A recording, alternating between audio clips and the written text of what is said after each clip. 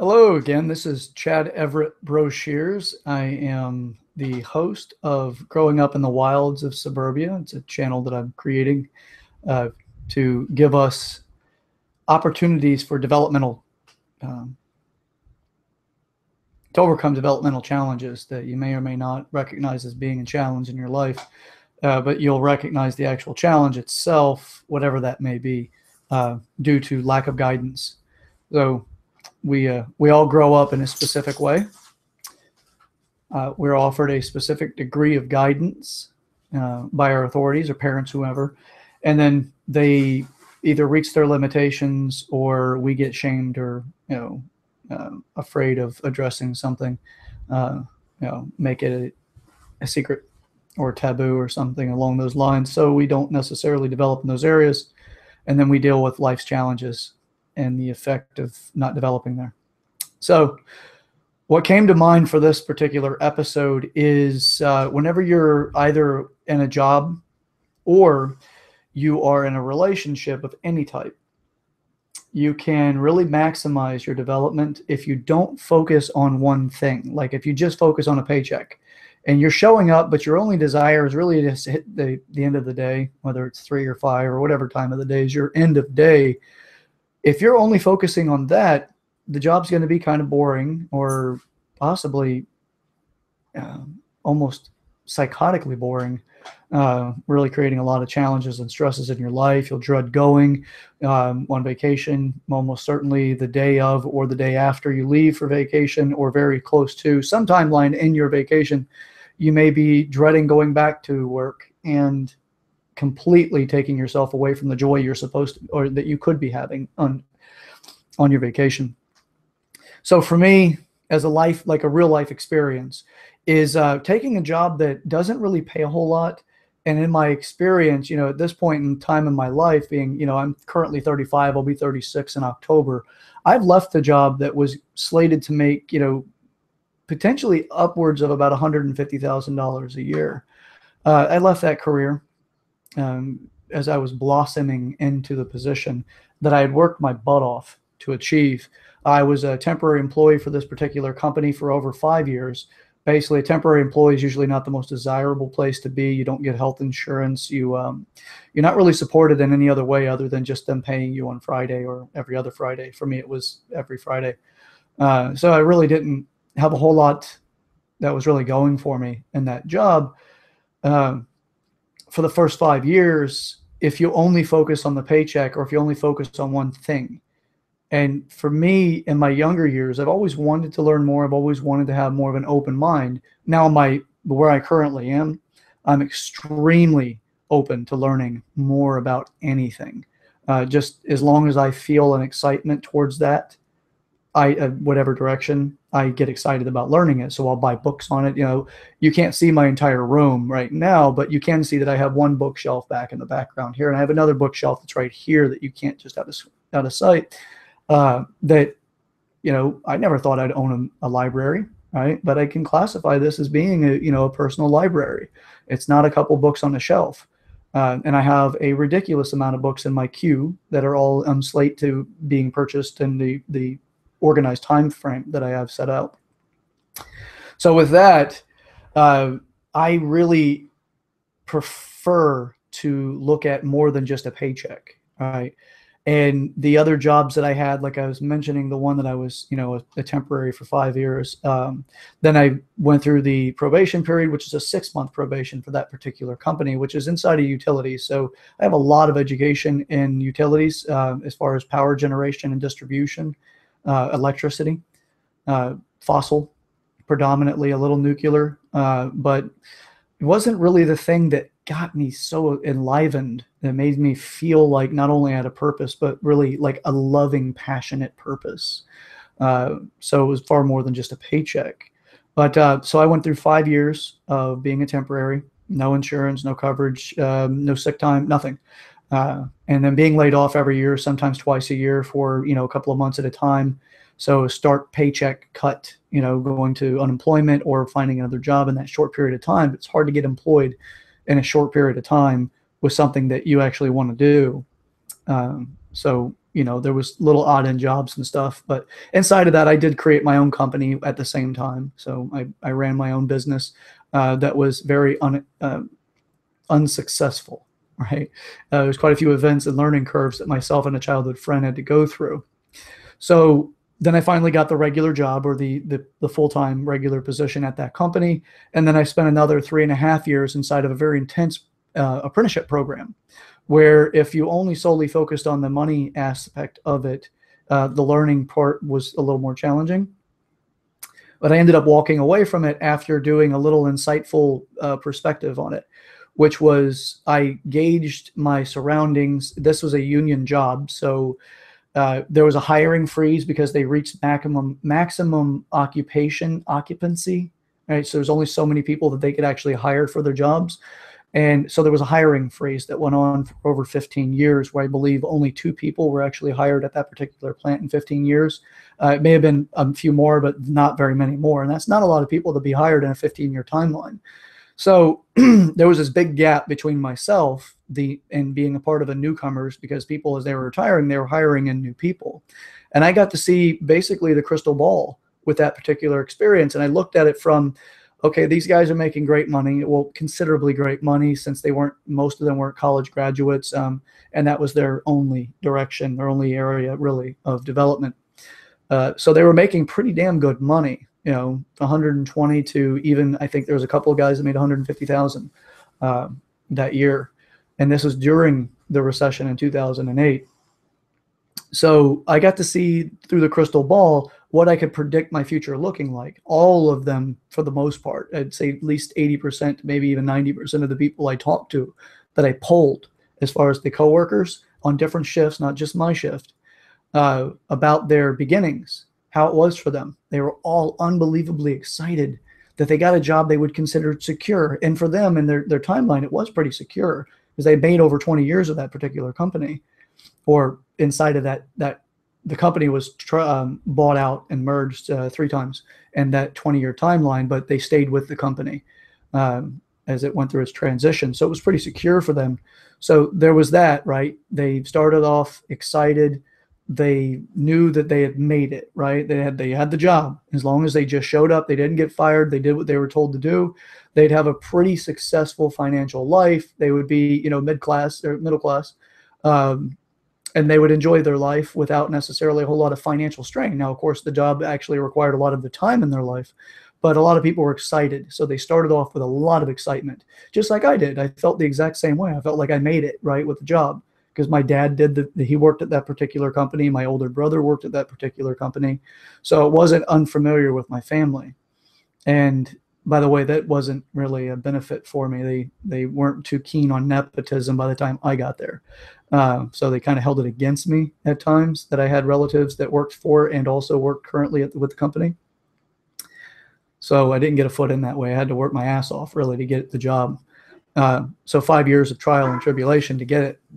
And then finally, I realized that there's all of these people making plenty of money, and they weren't really happy. Like they were excessively aged because of stress. They weren't really all that happy at all. Family lives, most of them couldn't wait to get out of the house to get to work, because their family life was pretty shook up, right, in shambles for most people. And then most of them were working on their second divorce. Kids, most of the time, not all of them, but a good deal of them, their kids and the father, because I worked with all of them were fathers. I didn't work with any women on my shift, or even of the shifts that I polled, except for in the chem lab. They didn't have good, healthy relationships, what I would call a good, healthy relationship. So these individuals, they basically gave me a viewpoint of my future. And I decided that there was a transition taking place, and they were doing some roles. They were rolling people because of seniority inside of a union. Whenever a plant shuts down or repowers, they may have fewer personnel needs. So it goes off of a hierarchy based off of seniority. And I was one of the people to be rolled. Now, I was going to roll somebody else out of a job in another plant about 40 miles away. And it actually was going to be closer to where I grew up. I decided not to take the position and take a severance, because I just realized that I didn't want to live that fate. And I knew that, I didn't want to make myself the exception. I was fortified emotionally and, intellectually and all the rest of this blah, blah, blah. I didn't want to give that exception to myself and then find out 20 years later that I'd become just as miserable as these people. Now, these people aren't bad people by any means. They're great people, loving people. It's just that they didn't really fully satisfy their life. And everything else was kind of like, everybody was living a very similar type of drama in their life. Again, they weren't identical dramas, they were very similar dramas. And I decided I didn't want that fate, if you will. It's the only time I'll really use fate. So in that context, anyway. So I decided that wasn't going to work for me. So I took the severance and walked away from the company. It wasn't a significant severance by any means, but it still was enough to at least maintain for several months post that employment. And then I started my own company. And in my own company, I had to really learn business. I had to really learn a lot of things. Brochures Business Solutions is the company name. Some of the DBAs, like Go Figure Holistic Personal Training, the Human Manual, are some of the DBAs associated with it. But doing business as, if you're interested in what that means. So the education that I've been developing is based off of all of my continuous awareness, the mentors that I've acquired over the years, all of the experiences that I've had, the training that I've gone through, and just total life experiences. By the way, I do hire mentors, people that are very good at what they do. I'm very keen on and excited for bringing on mentors, both for myself and then also for my students. Because I have an education that I have students that attain that education through the Human Manual. So with this, the first stage was the power plant that I worked with. That was more of a singular mindset in the beginning. Like I just wanted the paycheck and get the job, paycheck and get the job. So there was a bit of drama that came along with that, with coworkers and with myself. And I fell into some of their drama, or I created my own because I really didn't know any better. I was ignorant to a lot of things, and I still am ignorant to a lot of things, but I'm interested when I find out how ignorant I am. I want to learn. So I walked away from that job. I started my own company. The learning curves of the company, there was times when I didn't eat. There was all kinds of stuff, like paying the rent late. None of it was like I was trying to dodge people or anything like that. I lived in the embarrassment of not being able to really, pay my way at times, but that's part of that starving artist, concept, where you start off with something, you're not mature enough yet to really make it foster to the fantasy of what you think it should be. And you live into, oh, well, I didn't know I was supposed to do this thing, right? The IRS brought a couple of those lessons. Fortunately, they were pretty minor, but still, there was a lot of things. And by the way, with that particular subject, hire a professional. Don't do it on your own, and try to really get with a good professional. Don't play with that. Don't let that worry also negatively impact your direction. So make a budget to support, to pay those fees, or to pay the rate for a good CPA or a good tax person. All right, so I had a lull in my business. I got tired of struggling, and then I decided that I was going to re-enter the workforce, and I entered into another company that was another power generation company, this time through Refuge to Energy, which is trash to energy. And at this point, I had already developed a very strong philosophical understanding of development and education. So I didn't enter it with the one idea of making money. I didn't enter it with the idea of just climbing the corporate ladder. But I entered it with the desire to learn from every direction that I could. So whenever somebody else is having a bad day, learning to shut up and listen to them, or to actually get their experience, get related to them. I didn't really have as many bad days as some of my coworkers because, they were working inside of, very narrow perspectives at times. Not anything against them. They just focused on certain things and didn't look for solutions necessary all the time. And I was always seeking out a solution to any challenge. I realized that a lot of the solutions to challenges, or a lot of the challenges people face, the solution is simply knowledge. So sometimes they didn't know their rights, as far as their labor rights and things like that, or they didn't understand the contracts, or they didn't understand necessarily the systems they were working with, or they didn't understand people's motives, the management hierarchies. there's a lot of things that they didn't necessarily understand. So with that, it really created a very fast-paced learning experience for me. I went from being a bachelor to getting into a very, wonderful and significant relationship inside of that timeline that I was working with the company, which is also interesting, and I didn't expect it to happen. I was enjoying the bachelor lifestyle, as well as the freedom of knowledge and freedom of learning without somebody else's schedule imposing on it, even though we still don't really have that kind of relationship where we impose our schedule onto the other that diminishes our ability to learn or develop. She's very positive and supportive for that. So anyway, I ended up leaving it again for another job. And the entire time, every time I would leave one and then go to another, regardless of how long I stayed with it, I always got a pay cut. And the work got a little harder. So the first job, yes, the first 5 years was a pretty intense and pretty laborious position. And then after I got the regular job, it was less labor intensive and more intellectual, or at least more memorization and systematic and system predominant for intellect, but not necessarily full functioning intellect, just memorization and then basic system memorization and function. The next job, well, my company, very low paying because it was so young, and it didn't dig in too quickly because it's holistic. And in the area I'm in, the environment's not really particularly developed for holistic concepts and education. And then the other job with the working for a refuge to energy, the pay was it was $10, about $10 an hour less than what I was making before, with a pretty odd schedule. So it wasn't really challenging to replace that paycheck necessarily, especially given the undesirable aspect of the job itself. So I decided to go to another position, working in a more managerial position with people, because I have a very strong skill set with managing or developing people. So I decided to do that at another significant pay cut. I'm not focusing on the pay as much as I am about all of the developmental aspects going on with the job. So the beautiful thing about it is being able to develop ourselves with all of the things that present themselves, so long as you're not really stuck on one aspect. I'm not saying completely negate the value of how much you get paid an hour, right? But use it as momentum and motivation to really educate yourself.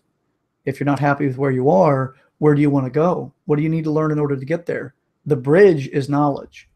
The bridge is not anything other than knowledge, even if it's a resource concept, because knowledge is a resource, same as money, time, relationships, whatever. There's so many different factors that are resources. So with who you know is also, again, a knowledge factor. So people that know you and the rapport you built is a knowledge-based factor. So whenever it comes to you should be paid to the level of your knowledge. So if you know a lot of things, but it's more trivial knowledge, it doesn't apply to much in your life, then your pay will also reflect that. So if you're paid pretty well right now, imagine how much better you would be paid, or how much more desirably you'd be paid if, and in many ways, not just money, but also, time back in your life as a pay concept, because giving you your life back gives you options to do other things. So I'll count that as a resource called pay, right? You're being rewarded for your efforts. So you get more of your life back because you become more efficient, because knowledge creates efficiency as well. Now, to break a misconception, and a newly found friend of mine, or an acquaintance mentioned yesterday, and I hear this so often, people say knowledge is power. Knowledge is not power by itself. Knowledge is arrogance if it's by itself. It can be that. It can be a pompous position. It can be a lot of things. But without action, knowledge is nothing. You can memorize all you want, but if you do nothing with that, meaning you put it into applicable direction and to put it into application, it means nothing, right? These books mean nothing if they collect dust. I own them, but if I don't crack those books and read them multiple times, and continue creating more knowledge, And by the way, you create knowledge in everything. It's not just books. But if you don't do something with it, then it can just become, it can weigh you down because it's not applicable, right? So yeah, it may be latent. You may know it, but you don't need it to apply it right now, which is perfectly fine. But if you're predominantly not applying your education or your knowledge, it really doesn't do you any good. It's just taking up time to learn it, right? There's nothing wrong with learning. If just put a plan into motion to do something with it. So that's the business side of it. And those are all resource concepts. The other side is relationships. A lot of people enter into a relationship thinking that other people are just going to click or they're not. Yes and no. That's a truth and not a truth, right? The first of all superficial truth is, yeah, you might click and you might not. But do you know how to cultivate a relationship? And that's not just, hey, I like this. Do you like this? Right? Or we enjoy having sex together, but I really don't care to watch the TV shows that this person's into, or I'm not really into the same educational stuff or the same hobbies, but they look pretty good. They're good looking. And, you know, sex is pretty good. And we like to dance, right? It's more of the, by the way, those aren't necessarily superficial. They're only superficial because people don't dig into the values that are there. Sex is very broad, and it's a very in-depth topic. Right? It's not just sex or sexuality that falls into it. There's a lot of things that we can have relatability in it, not just, you know, penetration and, you know, the pornographic concept of sex. The same thing goes for all hobbies. You know, why do you even like your hobby? Is your partner taking the time to consider that? Have you taken the time to consider why they like their hobbies? So many people are like waiting to be almost the victim perspective, which is, does your partner care? Right? That's almost a victim perspective, right? Like, oh, well, if your partner doesn't care, there's something wrong. Well, how about, do you care? Right? Let's not keep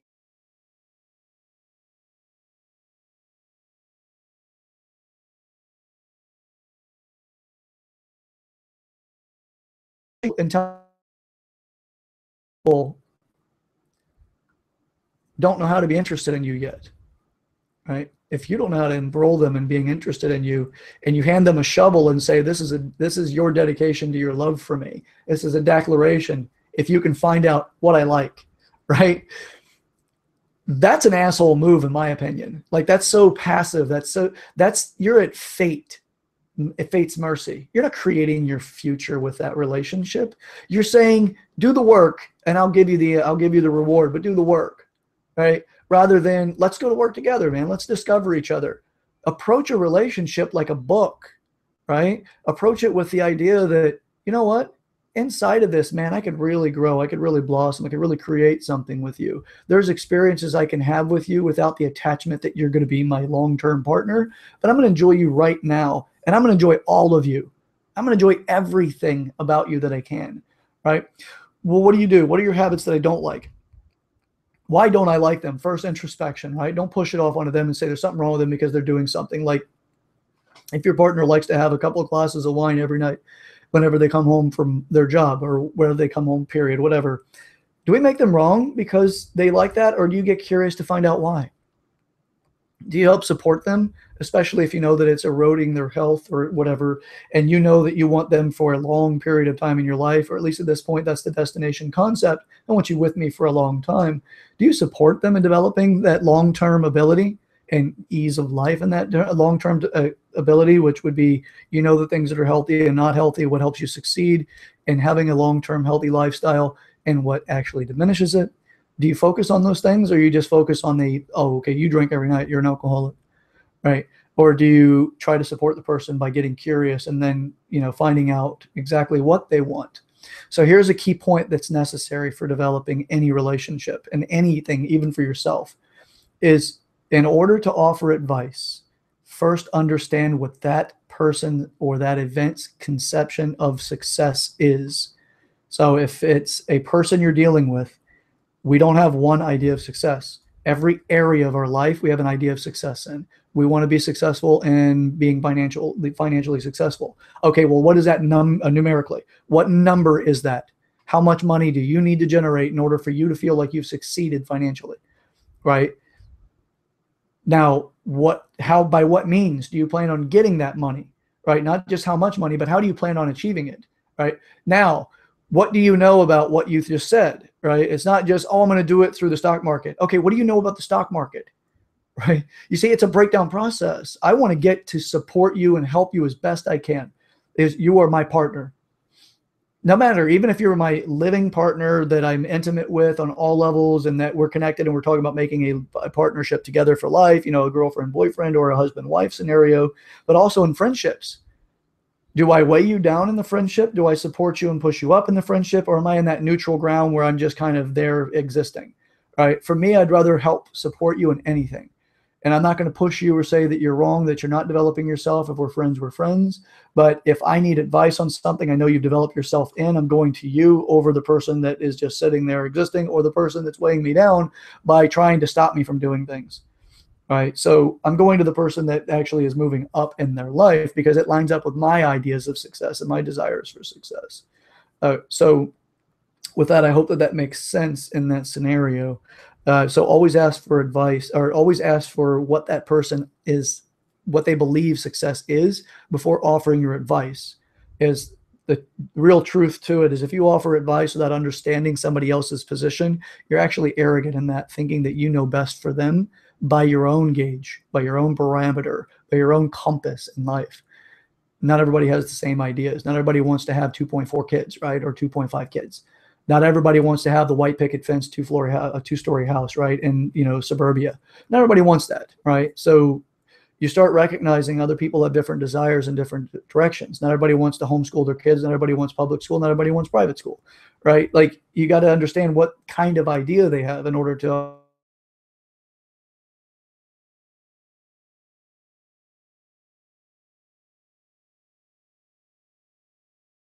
advice.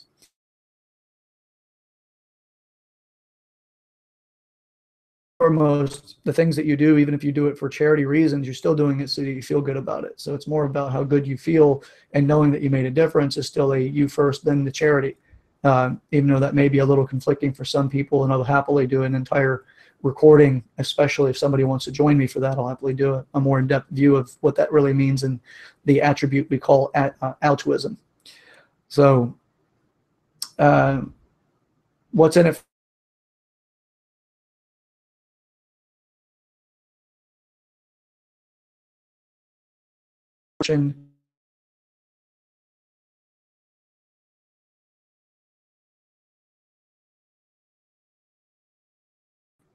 All right.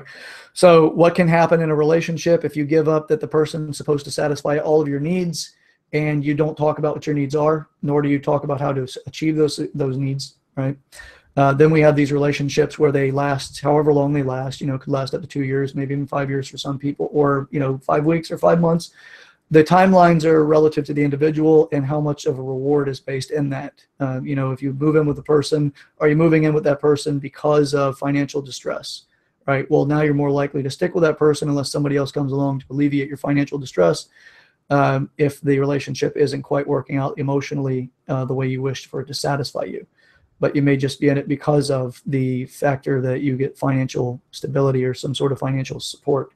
The other side is, it could be that, right? That's not the only thing. You could be with the person because they just make you feel good, but they don't always make you feel good. Sometimes they make you feel pretty bad. They may treat you badly, or, the build you up, knock you down, build you up, knock you down, the abusive pattern that can be there. It's not a bad or a wrong thing. It just depends on what you want for success. You may need that lesson. You may need to sit in that crock pot for a little bit longer, the pressure cooker, before you're really ready to change something in your life or to transform your life in that direction, in whatever direction your idea of success is. So with that being said, there's plenty of different facets to focus on that is considered to be success in life. So first, you just have to get related to what your understanding of success is.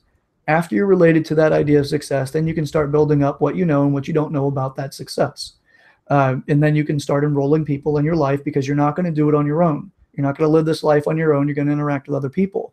So if you want healthy relationships, you have to start understanding who you are and what you're bringing to the relationship. Because once you understand that, you have a navigational ability to help other people discover these things about themselves. So therefore, they know who they're bringing to the relationship. These are inside of the education, and one of the developmental programs that I have on relationships is referred to as core values. You need to understand your core values first on your level Then you need to understand your core values on a partnership level between you and another person. And then you need to understand the needs of that in order to satisfy the needs there, as far as what your relationship is to the world, right? So you and your partner and the way that the other people interact with you and your partner and what you consider success in that scenario. So we need to build up your core values in order to get there. So if you plan on bypassing yourself and your partner and fully understanding a functional relationship with them, and you jump right into a charity, you're teaching people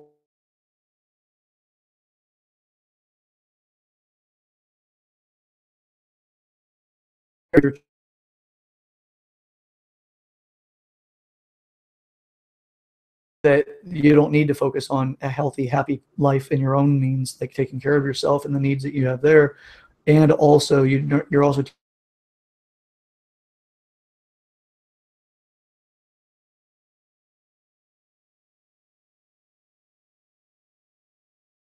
getting to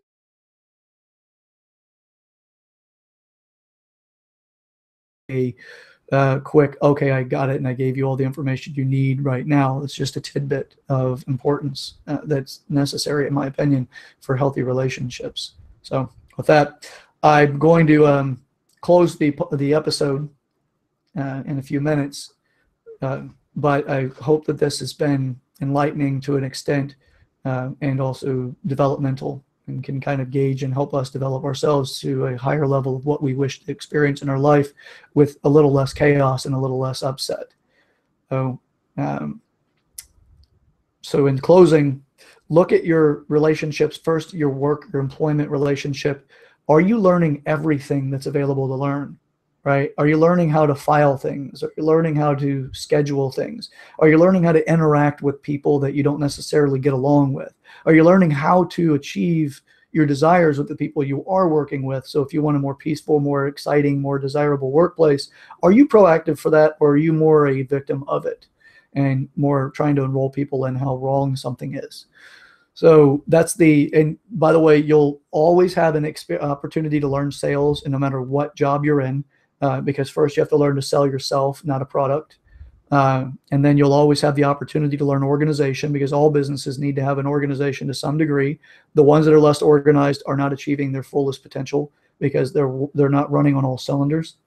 Most of the time, they're not even running on half the cylinders. And usually they go out of business at that point, or when they get to that halfway mark, they start losing business and less of a desire to continue a business. So the business concepts, you have a lot that you can learn through your company or where you currently are. If you work in your own business or if you work for a company, you always have the opportunity to continue to develop in your own business the people that you work with, your customers, or your network, your advertising, and all of this. The people you interact with are your parameter. They help you learn what is effective and what isn't effective. If you're playing a role that you just don't understand why people aren't buying your services or your products, then you need to shift your viewpoint to how can I help people want my product, or how can my product benefit other people, and then how can I get them to purchase it. So how can it benefit will help you understand how to get people to buy in or to help support you financially, as well as support them, because that's your intention ultimately, right? Somehow you intend on helping them somehow. Well, all right, so that's the business side of it, and it goes much more in depth, but at least introducing it. The other is in the relationship factor, especially partners that you're with, but all relationship, friendships, acquaintances, and then lovers and all the rest of this, and even family members. Start asking questions on what their ideas of success is. And by the way, you can do this in your businesses as well. Ask somebody what their idea of success is in their business, and then get curious about fleshing that out. Just don't ask them something and they give a vague answer like, yeah, having more business. Well, that's vague. I don't know what the hell that means. More business? Well, how much is your business right now? Like, how many people? Give me a number. Okay, now what is a more ideal number? What do you consider more business? Now, what do you consider to be more successful business? You want just people coming through the door? You want people buying? Okay, now you have people you want buying, right? So how much how much more revenue do you want to generate per year? Same thing in relationships. What do you want to accomplish? Do you want to climb a mountain? Do you want to have children? Do you want, what do you want? It doesn't need to be with me. And just let me know what you want, man, so I can join in on you and the idea. Maybe I'm not that interested in right now, but if you're excited about it, tell me about it. Enroll me. Why are you interested? Why does that make a difference for you? How's it going to make your life better if you achieve that? Right? How can I support you in that? Right? And then, you can share yourself. They don't ask about you or where you're coming from. They just may not have, you may have excited them in themselves, and most people don't do that for them. So they may be really excited and wanting to, share with you all of these things that most people haven't been able to uncover for them. Right? Nor do they really understand how to tell people how excited they are about something. Right? Communication is a major challenge for a lot of people. So then there's, how do you get them enrolled in you or curious about you? Well, show them you're curious about them, and they'll ask, or sometimes you can just offer, yeah, I also like that. That's actually really interesting. I haven't thought about that. But always be authentic and genuine. Don't feign it. Don't be fake about it. None of that crap. It's really, you'll shoot yourself in the foot by being fake. People ultimately have a lot of the same or similar motives. So they like relatability. We have how many people in the world? It's like 7.6 billion or something around that. And we have so many people playing their own world, and as if they're, the only person playing, or they're the main character in the world. To themselves, yeah, they're the main character, but to everybody, you're the main character most of the time. So we can either live that world divided, or we can start playing along with other people and giving them leading roles in our life. And this is how you give them leading roles, is you give them a life to exist in. And then you can start helping with their success. The more people you help with their success, you'll learn along the way about how to be successful yourself, as well as helping other people to their success has a way of making people want to help you. With that, I hope that the video has been beneficial for you, and I'm sure that it has. And if not, by all means, comment. Give me some feedback, please. You're always welcome to join me on the videos by emailing me prior, or contacting me, and then we'll find out a topic we can talk about. So please, I am definitely available to an extent. So message me, comment, email, whatever way that to get in touch with me, please do so. I'm not out to be the absolute know-it-all about everything, but damn it, I do know quite a bit, but I also know how little I do know. So I'm unbelievably excited to learn more. And I'm always looking for mentors or mentees. So with that, I am a living mentor, but at the same time, I have mentors as well. I'm a mentee. So with that, please reach out. I am always excited about learning and also offering viewpoints, or to teach my philosophy of life. So, and learn yours. Again, this is Chad Everett Brochures, and this is another episode of Growing Up in the Wilds of Suburbia. It's episode 3 or 4. It's one of those damn episodes. Anyway, all right, guys, enjoy, and I look forward to our next chat.